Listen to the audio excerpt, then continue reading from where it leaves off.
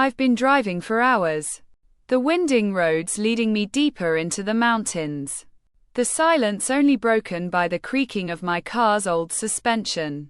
My destination is Ravens Peak, a town that was once home to over 300 people, but has been abandoned since the night they all vanished without a word. As a journalist, I've always been drawn to the unknown, the unexplained. So when I stumbled upon the story of Ravens Peak, I knew I had to investigate. The town was founded in the late 1800s. A small mining community nestled deep in the mountains. It was a tight-knit community, where everyone knew each other's names, and the local diner served as the town's gathering place.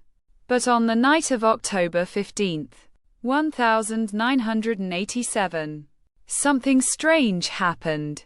The residents of Ravens Peak went to bed, only to disappear by morning. No signs of struggle, no evidence of foul play, just an empty town. The police investigation turned up nothing, and the town was left to decay.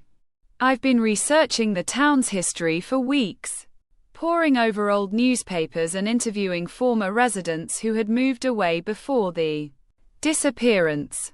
They all describe Ravens Peak as a happy, thriving community, with no signs of trouble. But as I drive into town, I notice something odd. The streets are empty. The houses are boarded up.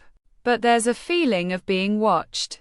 I park my car in front of the old diner and step out into the cool mountain air. The first thing I notice is the silence. No birds singing. No wind rustling through the trees. Just an eerie stillness. I take a deep breath and begin to explore the town. The houses are all empty. The furniture still intact, but covered in a thick layer of dust. I find an old photograph on the wall, showing a group of people standing in front of the diner. They're all smiling, happy, but there's something in their eyes that doesn't quite add up. I take a picture of the photograph with my phone and make a mental note to look into the history of the people in the picture. As I continue to explore, I start to notice strange symbols etched into the walls of the buildings. They look like some sort of code, but I have no idea what they mean.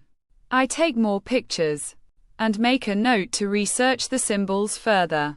The sun is starting to set, casting long shadows across the town.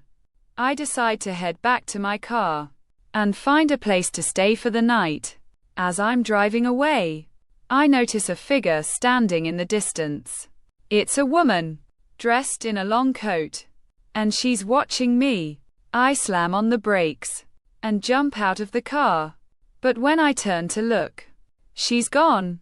I'm left standing there, feeling foolish and more than a little spooked. I spend the rest of the night in a nearby motel, poring over my research and trying to make sense of what I've seen. The symbols, the photograph, the feeling of being watched.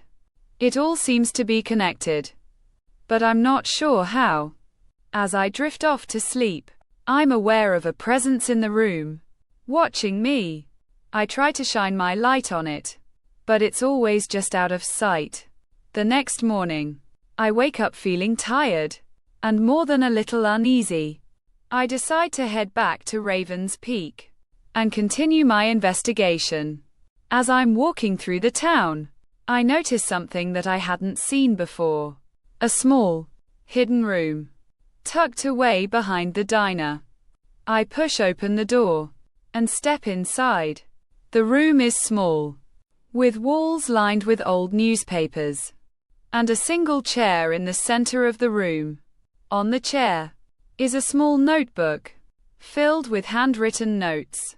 As I begin to read, I realize that the notebook belongs to the town's former sheriff. He writes about strange occurrences in the town, people acting strangely, and an overall feeling of unease. He also mentions the symbols and how they seem to be connected to the disappearance. I spend hours reading the notebook, And as I finish, I feel a sense of sadness. The people of Ravens Peak were not just victims of some strange phenomenon. They were also human beings, with hopes and dreams. As I leave the room, I'm aware of the weight of my discovery. I've uncovered a piece of the town's history, but I've also uncovered a mystery that may never be solved.